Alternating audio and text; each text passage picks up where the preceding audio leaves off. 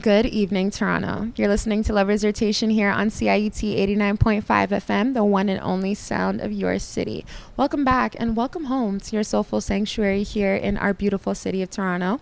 My name is Aysha and I'm your host tonight, and we are in the beautiful Untitled Toronto. And as per usual, I got some real ones at the table with me. I'm joined by my beautiful co-host T. I'll let her introduce herself. What's up? Good evening, everyone. It's your girl T. We are so happy to have you guys here tonight, and we are so happy to be joined by the one and only Remsen. I'll let him introduce himself to the audience as well. Yeah, thank you so much for having me. I go by the name of Remsen, like she said, and I'm a rapper, producer, out of Toronto, and I just make music about the human experience, my experience, and yeah. Beautiful. You guys got a good one coming up, so we're not going to waste any more time. Just going to get right into the tracks because, as you know, we got a lot to play and a lot to say. And we are actually going to start off tonight with Furthest Thing by Drake. Classic. I'm just going to say it's a classic. It is one of my staple fall songs, and it feels like fall is definitely in the air, but no long talking. We're just going to get right into the tracks. This is Furthest Thing by Drake. Welcome back to LVRSRTN. That was George Condo by the one and only Remsen, who we're joined by tonight. So let's just get right into it. Tell us about what inspired a song like George Condo. So George Condo was inspired by essentially, like, there was this stretch of years it was just a lot going on in my life, and it was just like these life altering situations. And then around like the end of like middle of 2023, I had like this big break where I kind of got time to like sit with myself, and it wasn't so much going on. And on like one of the nights that I was I think it was like me and my girl's anniversary or something like that. And so we just booked this hotel, and then we were just walking around Toronto, and then we spent like almost the whole night just talking about just random different things and like different situations that I thought were super complicated. And then they kind of just all got simplified with just like talking them out.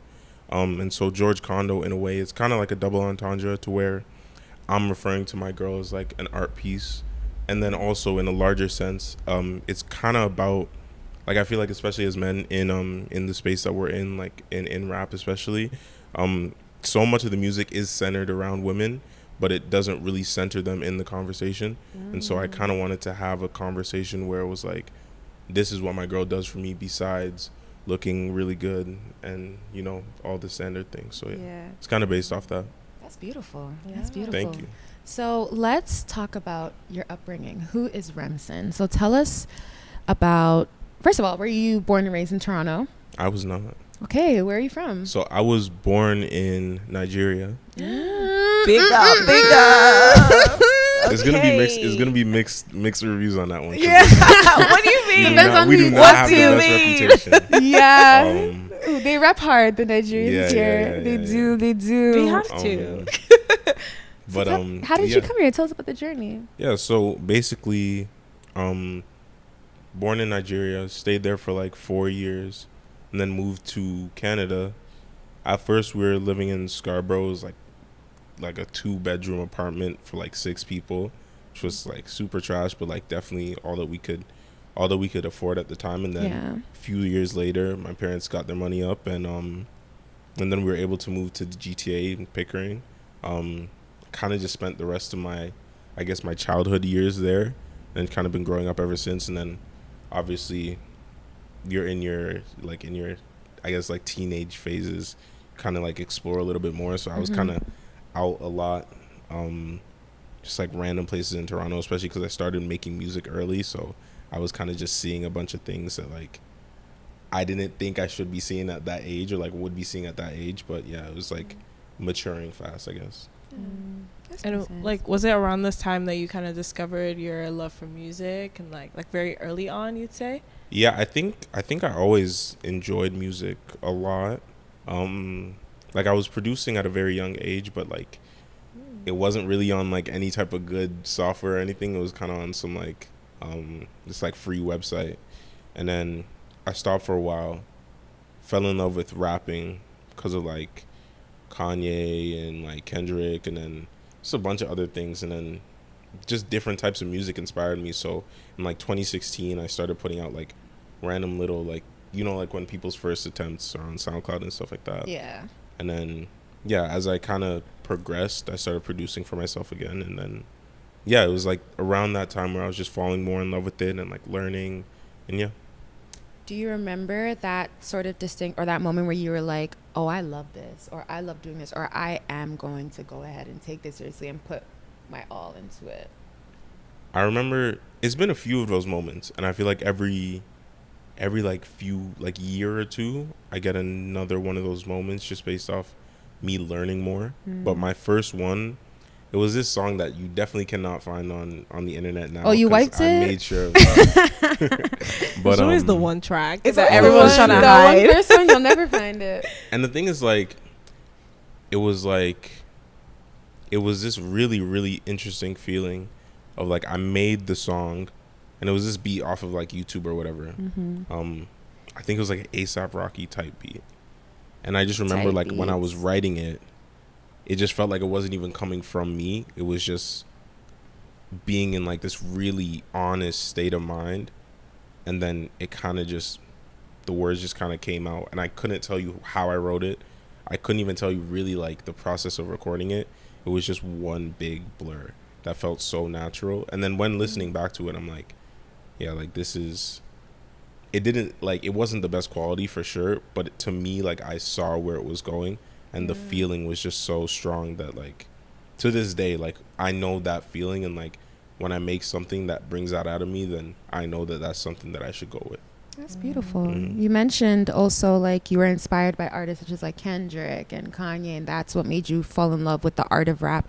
So what is it about those artists that sort of like grabbed you?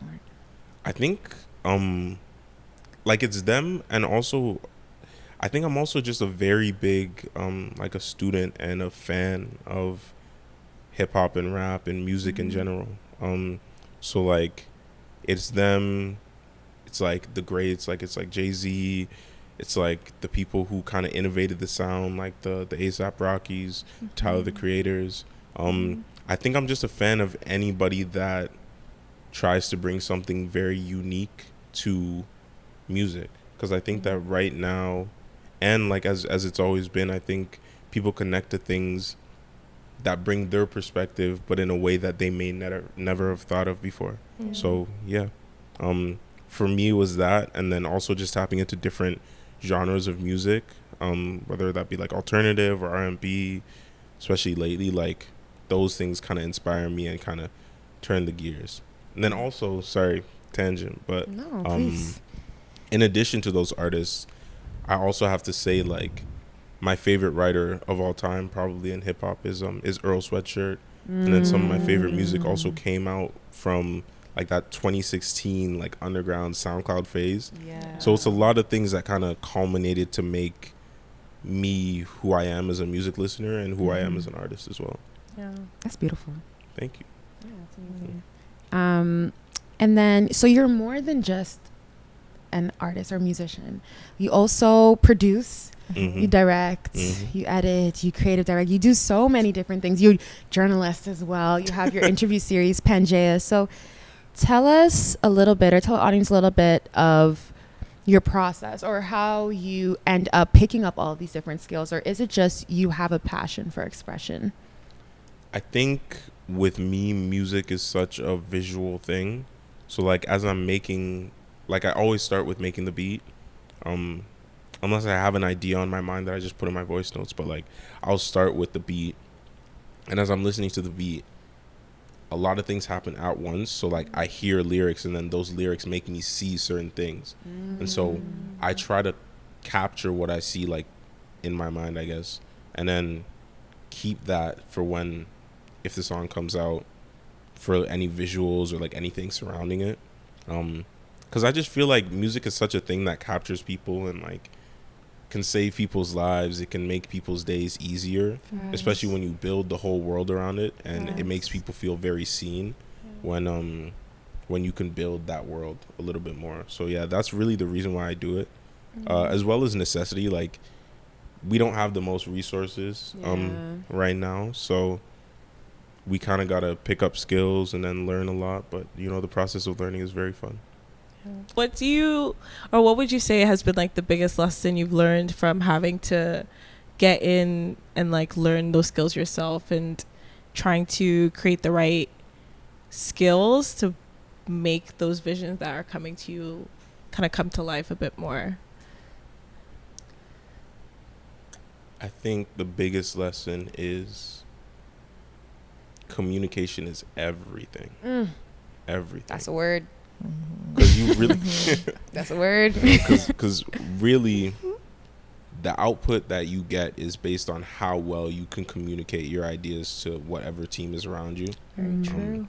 So when something goes wrong, or like something isn't the way that you envisioned it, like, you can blame whoever you want, but at the end of the day, you do all the prep work beforehand to make sure that there isn't room for like misinterpretations or these little things that can make you put out something that you don't necessarily feel the most confident about. So yeah, communication. I feel like I'm just so thorough with how I present my ideas to people that I work with, so they fully understand where I'm coming from like conceptual level, just from a life level, I guess. That's amazing. And on that note, we're going to jump right into the next set of tracks here on Lovers Rotation. So you personally chose Definition of Love by Naomi Sharon to play next. Tell us why you chose that song. What is it about that song that draws you to it? I think it's just it's such a good blend of like the sensual, like kind of the sensual R&B music that I listen to from time to time, and then also like that analog but electronic sound, with like the drums and like almost like dancey type drums. I love that blend. Anytime people do that successfully, like, it's always going to draw me in. And then her vocals are always just super strong, and then it also has that little like Sade feel, and I'm a huge fan of Sade, so yeah. Perfect. Well, we won't waste any more time. This is Definition of Love by Naomi Sharon. Welcome back to Lovers Rotation. That was Things I'll Never Understand by our lovely guest tonight, Remsen. Yes. Things I'll Never Understand is definitely one of my favorites on the EP. It's an amazing song, and it got a lot of streams on Spotify as well. So tell us a little bit about how Things I'll Never Understand came to fruition, how that came to life, and where did the seeds initially get planted? Yeah, thank you. So essentially, kind of like I said before, around like middle 2023, end of 2023, in that space where I had time to think, I also had time to kind of just look into different things that I was getting into. So like little fashion things, furniture things, so other just niche things that I was learning about. Also at the time I took like a trip to LA, which kind of allowed me to just see a little bit more of I guess just different experiences, right? So in that, a lot of these songs are journal entries, so it was kind of exploring that, and then the lyrics kind of explore this little push and pull of like having that security that I've been wanting for the past like year, versus kind of chasing new experiences, and that's why like in the hook there's a part that says like ecstasy or trust, make a choice and pick your hand. Because I feel like it's this sliding scale of excitement and trust that's kind of like a push and pull when it comes to life and relationships and friendships and things like that. I love that. That's super dope. I think a lot of people have been in like similar positions too as well. Yeah. And I really like that you described a lot of the tracks as journal entries, because you produce, mix, like mastered the whole project, right? So when you were pulling together like the vision and the concepts, did sort of like how you wanted to frame the visuals, the beats, like all of that, did that also come into your frame of thinking when trying to like get into this very introspective place of writing each song? Like, what was that process like? I think I have a really weird writing process now, but it helps me be the most honest, I think.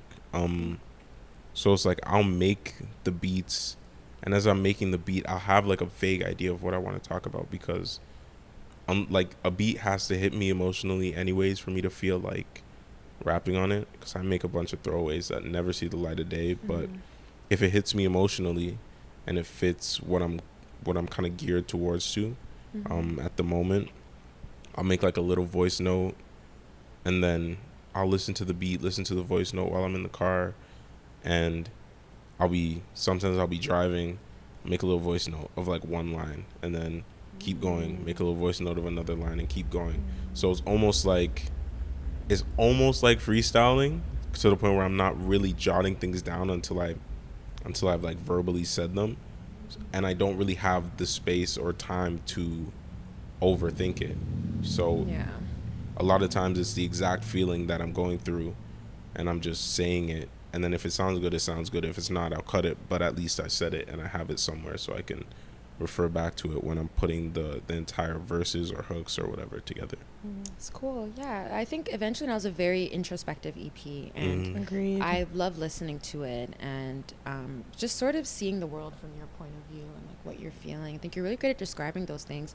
Is there a central word, a central emotion, a central topic that binds the songs or is there a story behind something that binds the entire EP together? I would say it's this simple phrase: indulgence within frustration. So essentially, to That hit me. I was like, oh, okay. I appreciate that. I the thing is, I wanted to like not make it super, like try too hard to make it like, oh, you have to listen to my point of view or my perspective. But essentially the idea was, I had spent a lot of time thinking about these like really big external ideas. And then in that like 2022 to 2023 like phase of my life, it kind of hit me like you got to focus on yourself a little bit, you know, like you have to prioritize yourself, and you have to be okay with being a little bit selfish and not trying to feel like you have all these big grandiose ideas on how you can like change the world, you know. And it was like a little bit heartbreaking, but it was also something that allowed me to kind of embetter myself and kind of push. It kind of just allowed me to kind of free myself a little bit so that I can creatively and I guess in life just see my goals a little bit clearer. So yeah, during that it was also like the concept of Eventually Now is also multiple meanings. So a lot of things that we were told would happen like way in the future in this distant reality, a lot of them are happening now with like, we see what's going on. A lot of them are happening right now. And then also the eventually kind of stands for these big grandiose ideas, whereas the now is kind of like your personal bubble, your personal happiness, the things that you care about. So it's kind of just exploring the duality between those things. Super cool. So what would you say was what is your favorite song? Wait, before you say what it is, can I say mine so I don't feel like I'm copying you? Okay. My favorite is Ingrid. Okay. Personally, I feel like that really hit home. I don't know what it is that very I like, appreciate was very that moving generally. Yeah. Okay, so I'll put that out there. That's my favorite track. Okay, now you go tell us yours. I think wait. So if we're doing this, then I'm gonna say either Sacrifice or Things I'll Never Understand. Okay. Yeah. Okay. Those are my two. Those are my two. I'm gonna give you an answer that like it feels like a cop out, but it changes often. Like my favorite changes from time to time. Yeah. In the beginning, my two favorites were South America and Ingrid.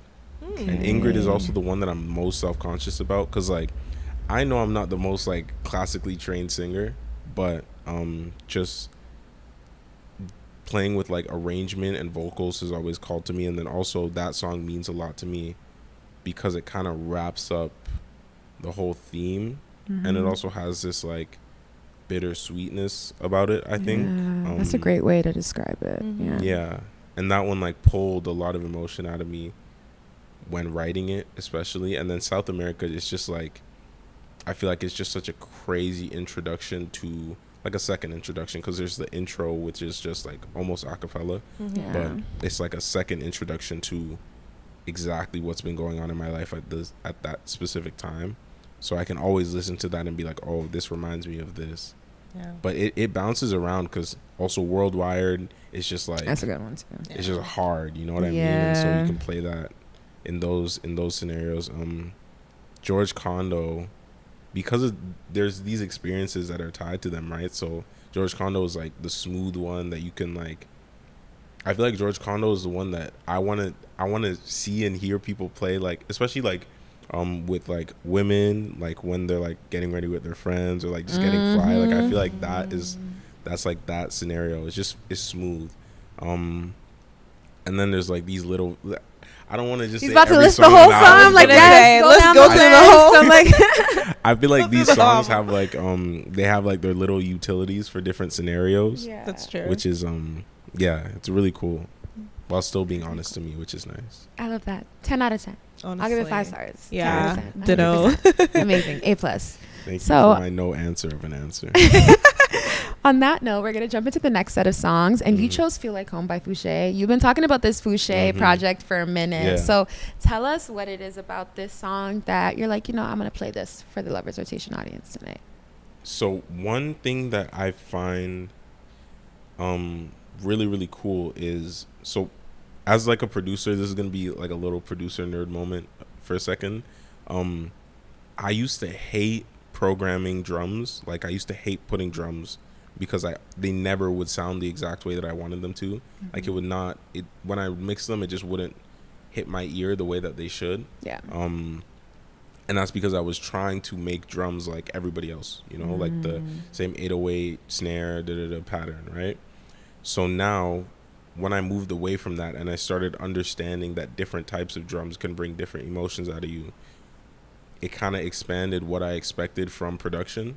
And so now listening to this Fouché album, where the drums are like super off kilter, and a lot of them are also inspired by these like traditionally African drum sounds. Like there's a song called Still Around also on the album that kind of leans into that a bit. But essentially the production, it feels so warm, and it also feels very off kilter with the drums. And then her voice is also beautiful, so there's that as well. Beautiful voice. Well, on that note, this is Feel Like Home by Fouché. Welcome back to Lovers Rotation. That was Sacrifice by our esteemed guest tonight, Remsen. So we did talk about Eventually Now, but tell us about Sacrifice specifically. So Sacrifice was actually the first song that I made that ended up on the EP. Initially I was just kind of planning on releasing all the singles that dropped beforehand just as standalones by themselves. I wasn't even planning on making an EP, but they kind of thematically built into what the EP ended up being. But Sacrifice was kind of the first journal entry, and it was when I found out that I was going to be going to LA, got my ticket, and then it was just this like very interesting thing where it's like, it was that like period beforehand with me just putting a bunch of expectations on the trip, and then also with the knowledge that I wanted to go see like a bunch of things. And then in that space and time, I was also thinking a lot about the personal relationships and friendships that I had. And so it was just a lot of me kind of like doing stock, I guess, like taking stock of who I'm around, who I need to be around, what I need to be doing, and so it just kind of built into that. And it wasn't really too complex either. It was just kind of like feeling, and it was just kind of trying to be as blunt as possible. Yeah, I love that. It's a great track. Thank you. So, on the show, before we say goodbye, we always love to give you guys an opportunity to just fully express yourself. Okay. And so we want to ask you, Remsen, what is on your mind and your heart tonight? And when I say you can talk about literally anything, anything.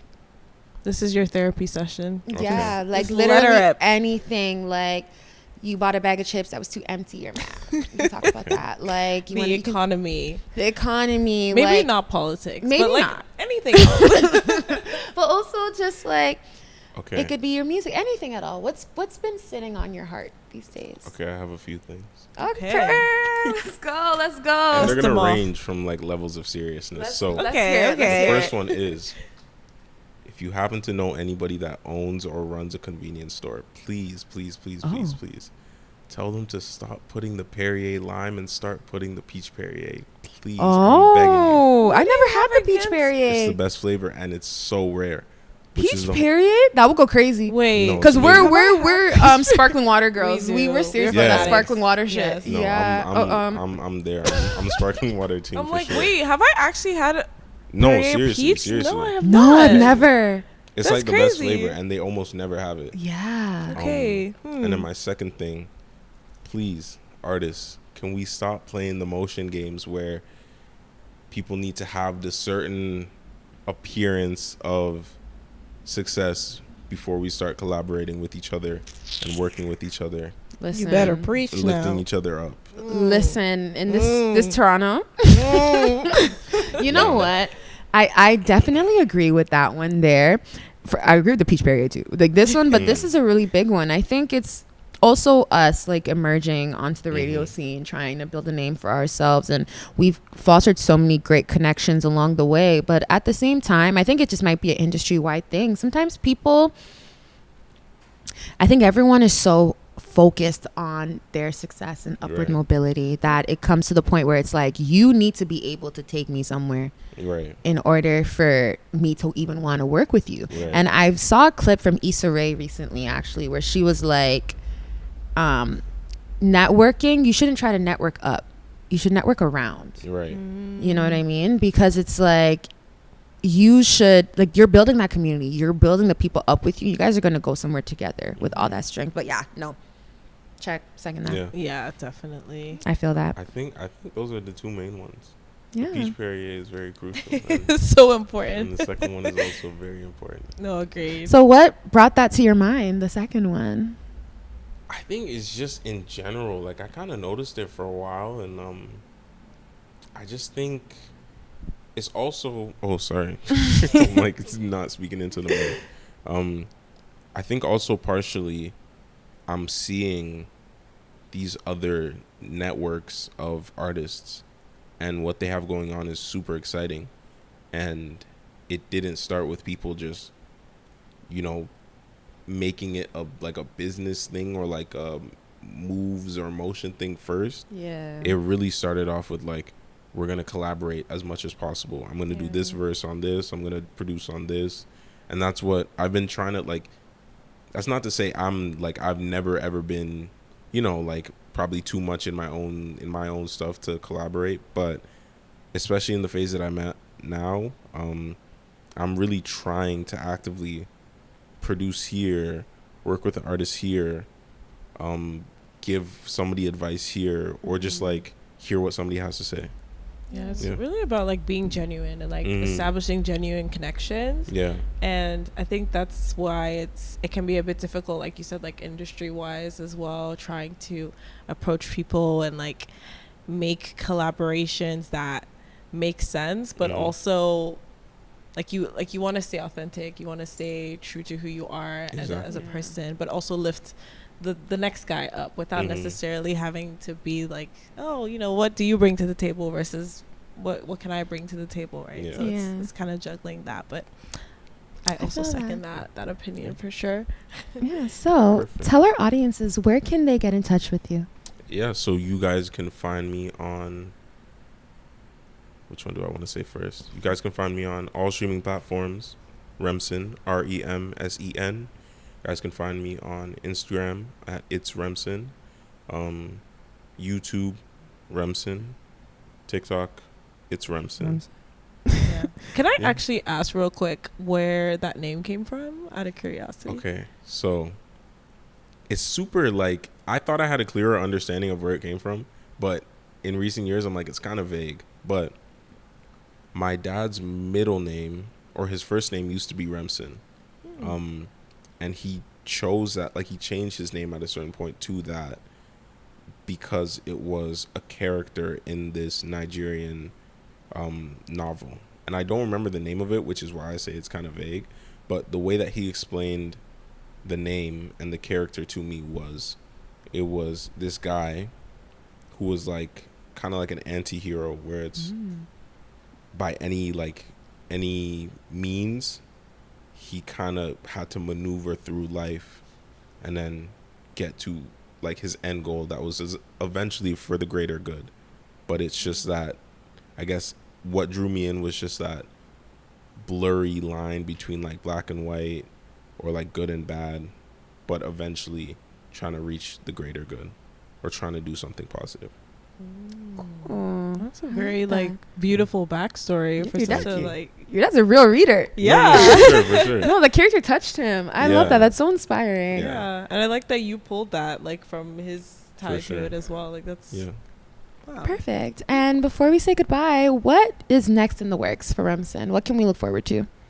I'm dropping like a little surprise something on my birthday. Ooh, we love surprises. Ooh. So tune into my YouTube and my Instagram for that. And then aside from that, I'm working on this album. I've been working on it for 2 years while I was working on the EP as well. Whoa. But I'm very excited. I'm excited. If things go the way that they should, I think it'll be, I want to say, I don't want to label it or anything like that, but I think it'll be an amazing album, and I think a lot of you guys will connect with it. I love that. That is great. Period. So we're going to take the audience home with a track by you. What song did you choose as the closer? How do you want to say goodbye? I chose Ingrid. Ooh. Nice. We're ending on a lovely note, a bittersweet note, honestly. Exactly. A bittersweet note, like we said before. Thank you. Thank you so much for tuning in with us. Thank you guys for having me. Yeah, thank you. It's been really great. Yeah, you guys are really good at this. No, you've been really great. It's been honestly a pleasure. This is a pleasure. A pleasure to have you. Yeah. And thank you to you guys for tuning in with us every Tuesday night here on CIUT. As always, you can hit us up on Instagram at lovers.rotation. You can catch our full track list, all of our past songs. If you want to see what we're up to, we're always up to a lot. So definitely tap in with us on Instagram. If you want to talk anything lovers related at all, our email is loversrotation@ciut.fm. Any song requests, guest requests, anything in between, don't be shy. Come talk to us. And as always, all of our episodes are mixed by the one and only Des Sound. Real one. Make sure you guys go check her out. Her Instagram is at des.sound. And all of our videos are edited by the one and only Dapper. Hey. Make sure you hit him up on Instagram at DapperDan6. That is 6, the number, IX. Because he's from Toronto, right? So, once again, thank you so much. We hope you have an amazing night. And as always, make sure to stay connected, stay safe, and smile. Have a good night. Good night. Bye.